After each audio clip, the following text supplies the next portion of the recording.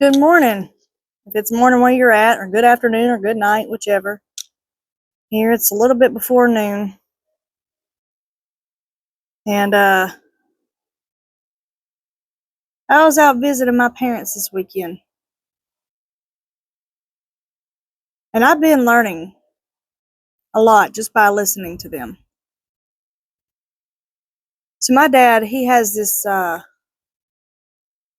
intense anger at everything. He'll get mad at the wind blowing.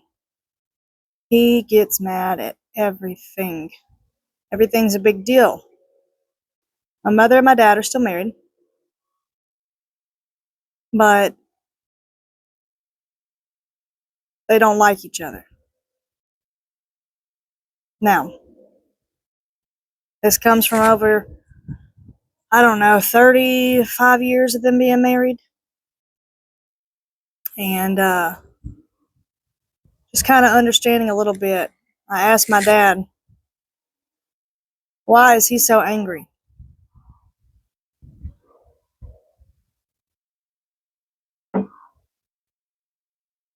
And he can't give me an answer. And I know that whenever I was a child, I was fearful of my dad.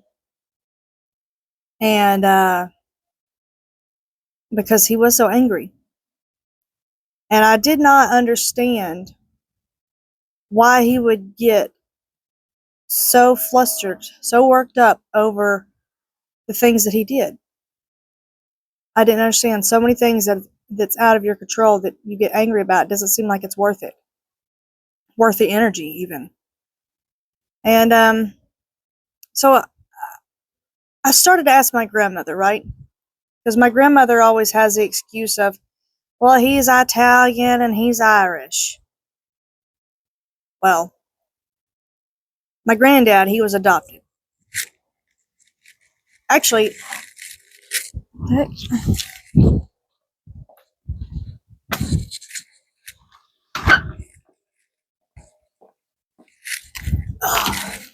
door came open there. I guess the wind was blowing too hard. Actually, my mother and my dad, my mom and my dad, both of their dads are adopted. It's kind of wild. But anyways, my dad's father was adopted. And he died when my dad was 3. He was 21 years old, or 22, or something like that. And he was about to go into the Olympics back then. He was a great swimmer. And when my dad was being born, he decided to skip it. I don't know. That's what my grandma says. And so he died, and my dad only knew him very little, when he was a toddler. He died when he was 3. And my grandmother explains that, even he had hot blood, that he was very tempered, but he never, got a temper with her or hurt her or anything like that. It was just with others. And so it's kind of blamed on that. And I don't agree with that. Just having from, nationality, where you come from, is not an excuse for anger. And so I started listening to her, and I asked her about her mother and her dad growing up. And her dad, she loved her dad. But she said back then that grown-ups didn't argue in front of the children. If there was a problem, they never knew about it. And she said that one day her dad up and left. He divorced her mom, and my grandmother eventually learned that her mom was kind of crazy, and she drove her dad away. Like I said, she said she was really close to her dad and loved him and loved spending time with him, but he just couldn't deal with her mother. And so some time goes on, and her mom married again. So my grandma had a stepdad. And whenever, I don't know, she was an early teenager, he had to pick her up from school or something, and he kind of drove down some back roads and stopped, and he tried to make a move on her. And she said, I told him he is not going to touch me. He is not going to do anything to me. He's going to take me back home, and I'm going to tell my mama. And she said she did just that. Told her mother. But her mom didn't divorce him. So at some point after that, my grandmother decided she got the choice to live with her dad. She said, I'm going to live with my dad. And then, I don't know, some time went by and she met my granddad, and they got married, and he died, 3 years after my dad was born. So my grandmother, she loved her dad, and her dad went away. And while he was away, he was not there to protect her from the stepdad that tried to make a sick move on her. Her mom traded her in for the stepdad instead of listening to her daughter and leaving that man. So she was betrayed by her mom. And then the other man, the man that she married, this her new protector, died, left. Couldn't help it. So my grandmother has not had the best growing up, right? Just like everybody will have their own trials that they have to go through and things to overcome. But I see after my grandmother, she remarried, and he was cheating. He accused my grandmother of cheating. Her big deal. She had other children with that guy. So my dad, he was kind of left out a lot when she remarried, meaning that he got a monthly payment amount since his dad died, and the stepdad, I guess, used that to take care of my dad monthly, and he never adopted him. And my dad, come to find out, he was upset. He didn't understand why he didn't just put that money in a savings account, or why didn't he adopt him.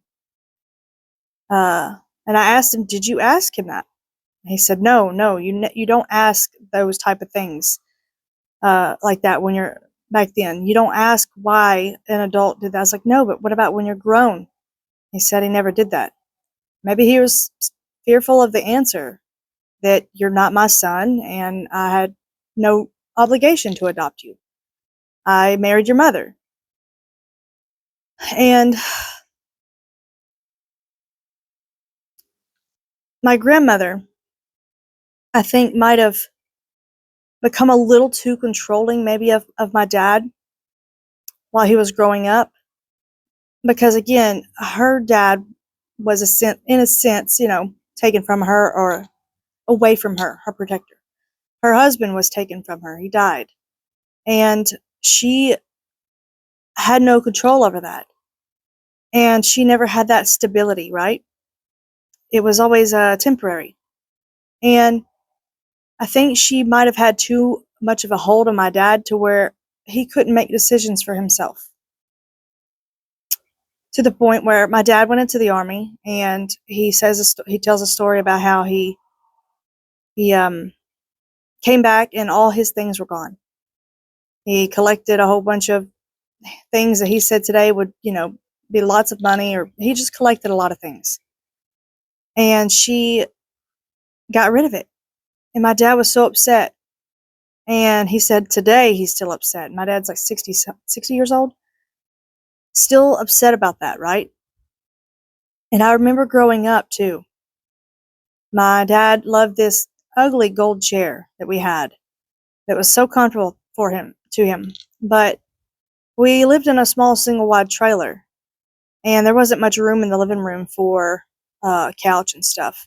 And my mom, she always got hand-me-down things, and she was wanting to get this hand-me-down couch from my aunt. And she needed to make room, and so she wanted that thing gone.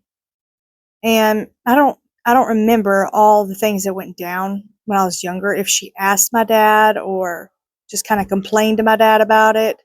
I don't know how her communication was. But I do know that my grandmother, she told my grandmother or his mother. And she came down and said, "We're just going to get rid of that hunk of junk. Let's go burn it right now while he's at work." And so they did that. And then when he got home, he was mad. He was pissed, right? And then his mom was there and it's like, "Oh, you don't need that hunk of junk, whatever." Now,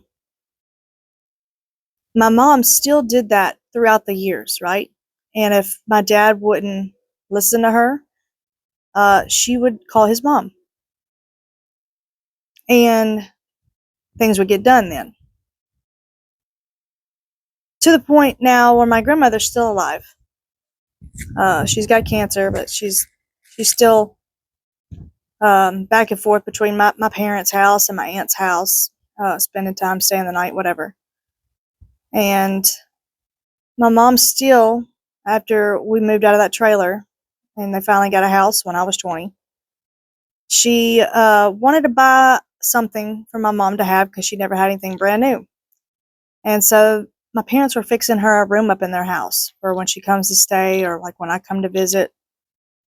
And they went and picked out some furniture, a bed and some dressers, I think. And my mom decided she liked a different bedroom set more, but she didn't really make a big deal about it.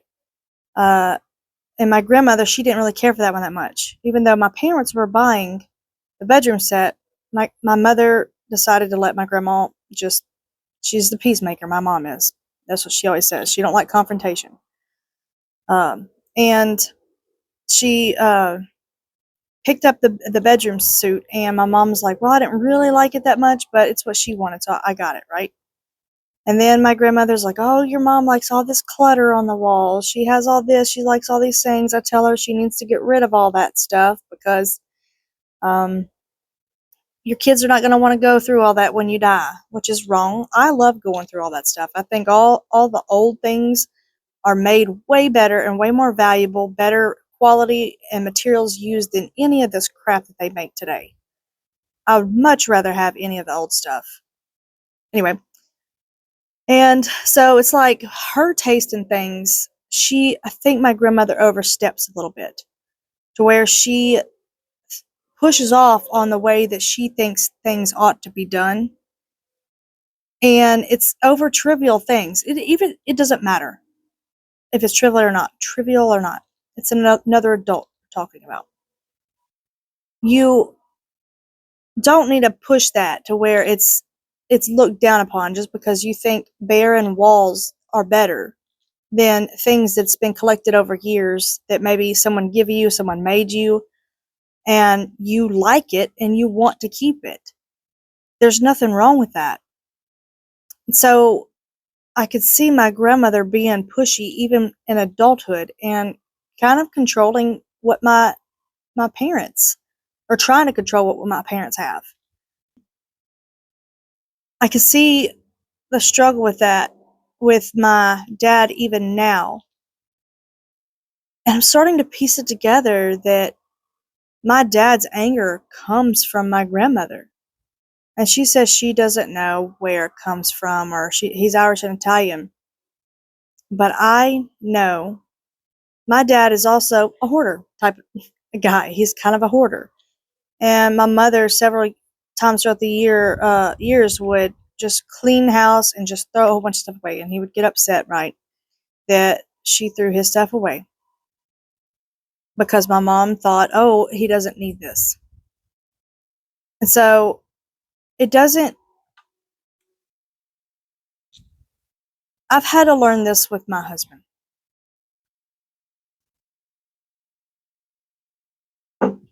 My husband, he doesn't really spend much money on himself.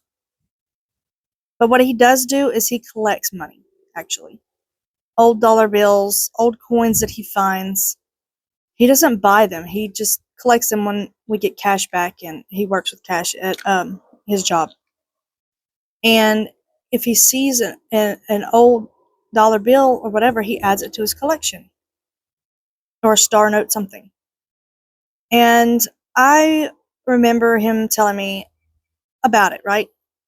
All throughout it. But there was times where we were a little bit short on money, and I wanted to go get a coffee or donuts or whatever, and I would just grab some of that cash here and there. Well, that here and there added up. And at one day, he said, "Will you go get my collection bag? I want to show my daughter something." And I was like, "Okay, I'll go get it." And he said, "Oh my gosh, this used to be way more in here. Where'd it go?" And I try to play it off, because I didn't want to get caught. I didn't want to get in trouble. I didn't want him to be upset with me. So I was like, "No, that's all you had. That's all you had." And he said, "No, I had more." Come down. I finally told him. He was so sad. He put the bag back and he peacefully got up and went out to his car. And he just sat there. For about 30 minutes, I went out there and he explained to me. He said, "I don't have anything really, but I do like to collect that. I don't go out and buy all these things and spend money and do all this, but I have that. That's my collection." And you knew that was my collection. All of the time I was telling you, this is important here, this date, this, oh, look at this is really cool. And ultimately, what it was is me just making a decision for him, saying that I think this is not as important as he thinks it is. And I remember him saying, "I finally understand now why men cheat." He said, "We don't feel respected. No matter what it is,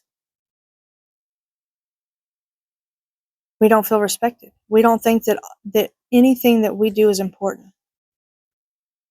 And that really set things into tone for me to understand that it wasn't about the money. It was about my decision and saying, "I don't think that this is worth you collecting. I don't care if this is what you care about. I'm making the decision that it's better to do my will."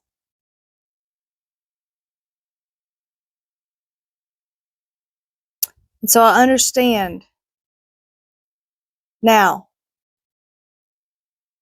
what happened with my dad over the years. And I understand why he's a hoarder. And he also overeats. He buys big, massive food, and uh, that's all he talks about is food. And he's overweight. He's got bad knees, hardly walk. I know what he's doing is holding on to things.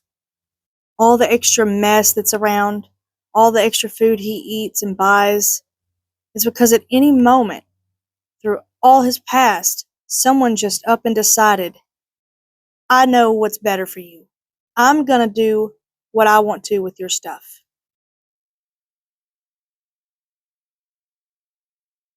And that's not right.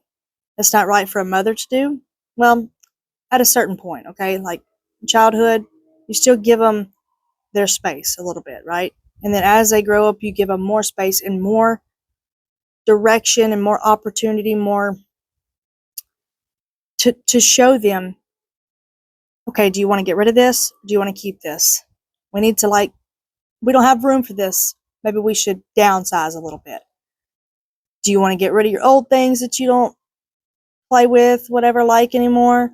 Or do you want to keep them? You need a healthy balance of, we need to spring clean out, I guess. And it's not our job to do it for them in their teenage years plus. It's not okay for us to do that, because it's creating a thing in them where they can't make decision on their own on what's healthy. We're taking that decision from them, and it's not right. And so I understand why my dad hoards things, because there are several times he came home and they were gone. And I told this to my mom about the thing I'd done, feeling like I do whatever I wanted to with my husband's collection of money. Yeah, my dad used to collect money like that, and she would give it away for babysitting, like $2 bills and stuff, and he was upset at her for that. And I told her, I was like, it's not even about that. It's about something that they like, that they took time to do. You just said, whatever, it's trash. It's nothing to me.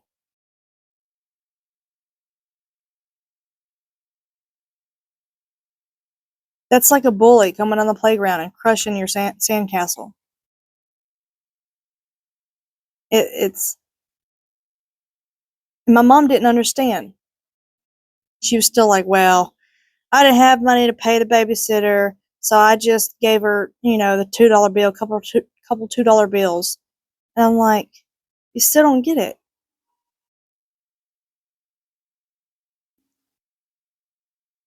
So sometimes, I mean, we have to have grace for our parents, right? Because they didn't know what they were doing. And they still may not know what they're doing. Like my dad, he still doesn't know why he's so angry and how that impacted me and how I had to overcome certain things like that. And being angry like that also clouds your judgment. You're ruled by emotions and reactions, and you can easily be manipulated by that in whichever kind of way. You're an angry person. Anybody could say something to trigger you, and you could go to jail, or you could get fired, or anything, get into trouble. So he hasn't learned that yet.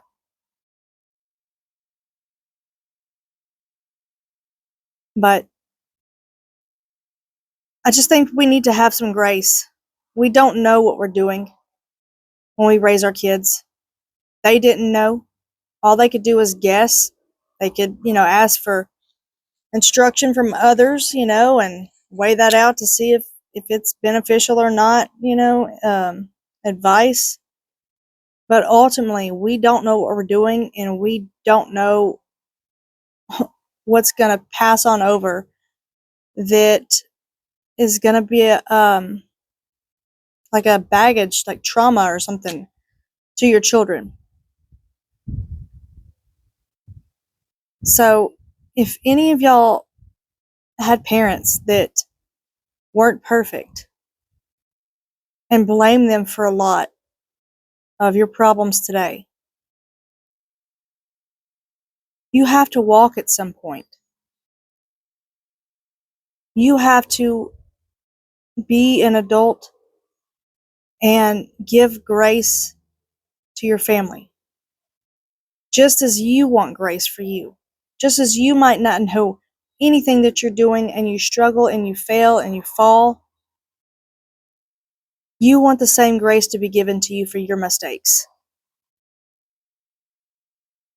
So why do we hold them higher? Like they know better? Is it because they've lived here longer? Because they still might be carrying the baggage of what happened to them when they were a kid.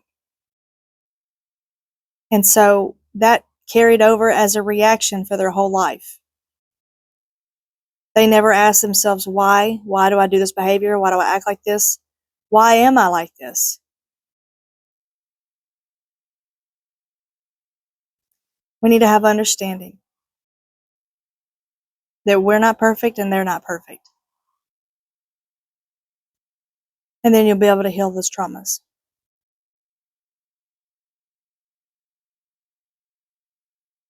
Y'all have a good afternoon.